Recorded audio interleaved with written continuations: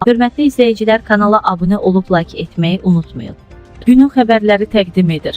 Prezidentin ordumuzla bağlı açıqlaması, hərbi xidmət müddəti azaldılacaq. Azərbaycan ərazi bütövlüyünü bərpa etsə də, regionda və dünyada gedən proseslərə qarşı mümkün risklər fonunda hər keçən gün ordusunu gücləndirir.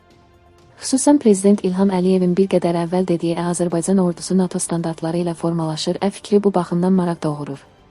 Ordunun NATO standartlarına uyğunlaşdırılması təkcə silahlanma ilə məhdudlaşmır, eyni zamanda idarə etmən, təlim və hərbi düşüncə sistemində də keyfiyyətcə yeni mərhələnin əsasını qoyur. Səxavət Məmməd həmçinin Azərbaycanda hərbi xidmət müddətinin azaldılması ilə bağlı müzakirələrə də münasibət bildirib. Bu, hələ ki gözlənilmir. Çünki hələ sülh müqaviləsi bağlanmayıb. Əgər bu olacaqsa da 2030-cu ildən sonra nəzərdə tutula bilər. Müdafiə xərclərinin mərhələli şəkildə azaldılması 2030-cu ilə qədər baş verəcək.